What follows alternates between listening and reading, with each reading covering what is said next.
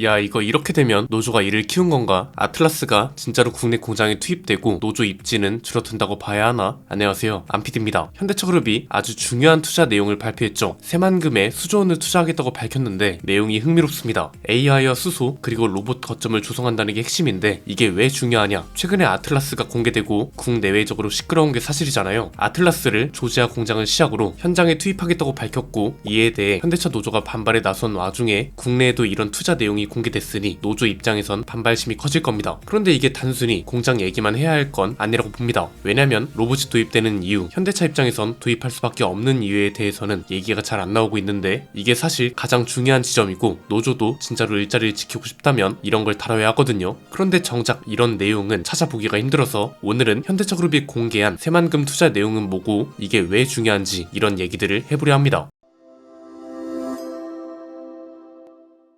일단 이번에 공개된 투자 내용을 간단하게 정리해볼까요? 투자하는 곳은 전북 군산의 새만금 간척지입니다. 이걸 현대차그룹 혼자 하는 건 아니고요. MOU를 체결하게 될 거고 현대차그룹과 산업통상부, 기후부, 전북특별자치도 그리고 새만금 개발청 등과 MOU 체결을 준비 중이라고 합니다. 투자 규모는 수조 원으로 알려졌는데 추가로 좀 더 찾아보니 향후 5년간 10조 원 정도 규모라고 하고요. 이건 작년 11월에 공개한 125조 원 규모의 국내 투자 계획의 일환이라고 보시면 됩니다. 그럼 왜 하필 새만금이냐? 일단 부지가 어마어마합니다. 여의도에 약 140배에 달한다고 하고요. 일조량이 풍부해서 전력 생산도 수월하고 울산이나 광주보다 산업 기반이 비교적 덜 갖춰졌다는 걸 고려한 걸로 알려졌습니다. 그리고 여기에 최근 한미 관세 협상 이후에 관세가 25%에서 15%로 내려가면서 수혜를 받은 만큼 지역 경제 활성화에 기여하겠다는 뜻도 밝혔습니다. 그럼 대체 어떤 걸 투자하는 거냐? AI와 수소 그리고 로보틱스 쪽 투자인 걸로 알려졌죠. 보도에서 반복적으로 나오는 건 AI 데이터 센터인데 전력 소모가 엄청나잖아요. 이게 방금 설명해드린 새만금의 대규모 부지와 풍부한 일조량과 연결되는 거고요. 정부 차원으로 제시됐던 재생에너지 클러스터 조성 계획하고도 연결됩니다. 아리백 산업단지와 신산업 유치가 녹아들면서 AI 데이터 센터가 들어가기 딱 좋은 곳이란 거죠. 노조가 가장 크게 반발할 만한 건 로봇 공장일 겁니다. 로봇 공장도 새만금에 들어설 전망이라고 하는데요. 아직 어떤 로봇이 생산될지는 결정되지 않았는데 대표적인 모델이 휴머노이드 로봇인 아틀라스 그리고 이동형 로봇 플랫폼인 모베드 같은 게 있으니 이런 것들 중에 어떤 게 생산될지는 지켜봐야 할 것 같네요. 이렇게 되면 노조가 반발한 내용과도 겹친다고 볼 수 있습니다. 최근에 노조가 가장 크게 반발한 내용이 뭔가요? 노조 동의 없이는 로봇을 공장에 단 한 대도 들일 수 없다는 거였죠. 이게 조지아 공장에 투입된다는 게 공개됐을 때 나온 반발이기 때문에 이 당시에는 현대차 노조와 크게 연결될 만한 지점은 없었습니다. 그런데 지금은 얘기가 달라질 수도 있다는 거죠. 만약 세부적인 투자 내용이 공개되면서 새만금에 지어지는 로봇 공장에서 아틀라스가 생산된다? 일단 이 자체만으로도 대립각이 만들어지는 거고 여기에 이 로봇이 또 국내 공장에 투입된다는 내용까지 나오면 대규모 파업도 불사할 만한 사안입니다. 왜? 조지아 공장에 투입된다는 소식만으로도 국내 노조의 반발이 컸는데 실제 공장에 투입한다고 하면 얼마나 반발이 크겠어요? 그런데 이건 좀 구분해서 볼 필요가 있습니다. 새만금 투자가 아틀라스를 국내 공장에 투입한다는 것으로 곧장 연결되는 건 아니고 여기서 아틀라스를 생산하는지도 아직은 모른다고 했잖아요. 그런데 그럼에도 노조가 로봇에 대해 계속 부정적으로 말하는 이유 그리고 동시에 현대차그룹은 로봇 투입을 할 수밖에 없는 이유가 뚜렷합니다. 크게 세 가지인데요. 첫 번째는 로봇이 점점 많이 도입될 거라는 방향 자체는 바뀌지 않는다는 거. 이게 좀 중요합니다. 무슨 말이냐? 노조가 크게 반발하고 심지어 대규모 파업을 강행한다 해도 로봇이 도입되는 시기나 도입될 때 규모 같은 게 조금씩 조정된다 뿐이지 결국은 로봇 비율이 확실하게 많아질 거란 겁니다. 예컨대 조지아 공장에만 로봇을 도입한다는 계획도 뜯어보면 어땠나요? 조지아 공장은 시작이고 로봇 도입을 점점 확대할 거라는 게 전제였습니다. 조지아 공장에 가장 먼저 투입하는 이유도 아틀라스의 학습을 병행할 수 있는 공장이기 때문이었고 이 학습이 고도화되면 국내를 비롯한 글로벌 생산 거점에 아틀라스가 투입되지 않을 이유가 없다는 거죠. 두 번째는 그렇다면 왜 계속 로봇을 투입하려 하는 거냐? 이건 간단하죠. 미래 경쟁력 확보를 위해서는 필수적입니다. 세부적으로 보면 이거를 일단 자동차 생산으로만 축소해서 볼 필요가 있습니다. 생산 단가와 속도 그리고 품질 측면에서 로봇을 도입하지 않을 이유가 없습니다. 그렇잖아요. 이미 아틀라스 유지비만 봐도 충분하죠. 한번 도입할 때는 비용이 꽤 들어갈 수 있지만 연간 유지비가 1,400만원 수준이고 24시간 쉬지 않고 가동할 수 있다는 게 회사 입장에선 좋을 수밖에 없습니다. 그리고 이런 이유들 때문에 다른 자동차 기업들도 계속해서 로봇을 투입하는 거고요. 그럼 왜 하필 지금이냐? 이런 생각도 할 수 있습니다. 왜냐면 내연기관차가 중심일 때는 사람이 생산을 해도 가격 경쟁이 가능했잖아요. 그런데 왜 전기차 시대로 넘어가면서 공장에도 로봇이 도입돼야 한다는 주장과 방향이 생겨났다는 거죠. 이게 세 번째 이유와 연결되는데요. 전기차 가격 경쟁력을 테슬라만 갖출 수 있다고 생각하면 안 된다는 겁니다. 무슨 말이냐? 최근에 테슬라가 가격을 목소리를 적극적으로 내리면서 이건 테슬라가 유독 이상해서 그렇다, 내지는 특별해서 그렇다는 식으로 말하는 분들도 있더라고요. 그런데 이건 테슬라가 특별해서 그런 게 아닙니다. 테슬라가 가장 먼저 가격 경쟁력을 갖췄다는 것 뿐이지 결국 전기차 기업들은 이걸 따라갈 수밖에 없다는 게 중요합니다. 그런데 이게 내연기관차보다 힘든 거죠. 왜냐면 내연기관차는 엔진이나 변속기 같은 걸 내재화할 수 있습니다. 그래서 실제로 엔진을 자체 생산하는 기업도 많습니다. 현대차그룹도 그중 하나인데 전기차는 그게 아니죠. 배터리는 배터리 기업한테 받아야 하고요. 이 배터리 기업도 광물 의존도가 중국에 워낙 치중되어 있기 때문에 정치 외교적 영향도 받을 수밖에 없습니다. 그러니까 전기차는 특히나 배터리 팩이 생산 단가의 절반 정도라고 봐야 하잖아요. 이게 하필 가격 유동성이 워낙 크다 보니까 나머지 고정적으로 줄일 수 있는 비용, 그 중에서 가장 확실하게 줄일 수 있는 게 공장 인건비인 거죠. 연봉이 거의 매년 올랐고 노조는 특히나 성과급도 꾸준히 요구를 해왔기 때문에 회사 입장에선 리스크도 줄일 수 있고 로봇이 더 안정적일 수 있다는 겁니다. 자, 여기서 이제 봐야 하는 게 왜 대중들이 현대차 노조를 특히나 비판적으로 바라보는 거냐? 간단합니다. 사실 따지고 보면 노동자와 관련된 문제인 거잖아요. 로봇은 꼭 공장에만 투입되는 게 아니라 컴퓨터를 다루는 사무직에도 투입될 수 있다는 겁니다. 그렇기 때문에 노동자들이 밥그릇 싸움을 가지고 우리가 무작정 비판을 할 수는 없죠. 그런데 그럼에도 현대차 노조와 로봇과 관련된 건 비판적인 여론이 큰 이유가 사회적으로 강성 노조라 불리는 집단인 게 하나 있고요. 김승현 편집장이 지난번 영상에서 중요한 걸 짚었죠. 현대차 노조가 전태일 열사를 언급하는 게 맞냐는 의문을 제기했는데 사회적 약자, 불안정한 고용 환경 이런 것과는 상당히 멀리 있는 게 현대차 노조이기 때문에 비판이 따라 붙는다는 거고, 오히려 산업 발전을 저해하는 듯한 메시지가 나와버리니까 공감 여론이 안 만들어지는 거죠. 방금 설명해드린 것처럼 현대기아차 입장에선 로봇을 도입하지 않을 이유도 없고 방향 자체는 바뀌지 않을 가능성이 매우 높은 상황인데요. 마침 박민우 신임 AVP 본부장도 의미심장한 메시지를 냈습니다. AVP와 42다 시너지로 시장 가치를 증명하겠다, 이런 내용이거든요. 취지는 간단합니다. 결과로 답하는 조직이 되어야 한다는 거고요. 이전과는 다르게 원팀을 강조하고 있습니다. 송창현 대표 시절에는 대중들이 관심을 많이 안 가진 것도 있지만 현대차 본사와 어딘가 동떨어져 있다는 느낌도 없지 않았습니다. 결국은 FSD가 국내에 배포된 이후에 현대차그룹의 자율주행 성적이 자연스럽게 드러나면서 비판 여론도 거셌던 거죠. 중요한 포인트는 자율주행 쪽이 이전과는 다르게 적극적으로 흘러가고 있다는 겁니다. 우리가 뭐 내부 사정을 다 알 수는 없지만 이전보다는 확실히 원팀으로 가려고 노력하는 게 보이는 건 사실입니다. 그래서 아예 박민우 본부장도 단순히 결과만 중요한 게 아니라 조직 내 소통 강화 방안도 내놓으면서 이전과는 다르다는 걸 알 수 있다는 거죠. 이게 왜 중요하냐? 결국 이건 자율주행 시장도 키우겠다는 거고, 이걸 위해선 AI 데이터 센터와 로봇이 중요할 수밖에 없다는 거잖아요. 현대차그룹은 엔비디아 자율주행을 탑재하기로 했습니다. 엔비디아의 차세대 AI 자율주행 플랫폼인 알파마요와 블랙웰 기반 AI 팩토리를 도입하겠다고 했죠. 자율주행 기술을 발전시키는 것도 그렇고 발전 이후의 대중화, 그리고 대중화 이후 시스템 유지를 위해서 데이터 센터는 필수입니다. 컴퓨팅 전력을 먹는 산업이기 때문에 없는 게 오히려 이상한 거죠. 여기에 자율주행은 또 전기차를 중심으로 대중화되는 시스템입니다. 그렇기 때문에 데이터 센터와 로봇 도입, 그리고 이번 새만금 투자 그림과 자율주행 부서의 의지가 잘 맞아떨어지고 있는 상황이기 때문에 노조도 진짜로 조직을 살리고 싶다면 기조가 많이 달라져야 한다는 거죠. 이건 뭐 어렵지 않습니다. 로봇을 도입하는 흐름 자체는 피할 수 없지만 적어도 노동자들을 위한 새로운 일자리 창출과 새로운 일자리에 필요한 교육 같은 걸 의무화해달라고는 할 수 있다고 보거든요. 이건 진짜 노동자들을 위해 필요한 거니까요. 그런데 지금까지는 강성 이미지에 가르쳐서 그런 건지는 모르겠지만 너무 강성 메시지만 나온 게 사실이고, 왜 로봇이 도입되고 그 로봇 도입에 대중들이 찬성하는지에 대해서는 공감을 전혀 못하는 모습이 있었기 때문에 그런 게 아닌가 싶은 거죠. 여러분 생각은 어떠신가요? 진짜 획기적인 반대 이유가 나오지 않는 이상, 그리고 대중들이 공감을 절대 다수로 얻지 않는 이상 로봇 도입의 흐름은 바뀌지 않을까요? 댓글로 자유롭게 의견 나눠주시면 감사드리겠습니다. 오늘 내용은 여기까지입니다. 내용이 유익하셨다면 구독과 좋아요, 알림 설정 부탁드립니다. 지금까지 저는 안피디였습니다. 감사합니다.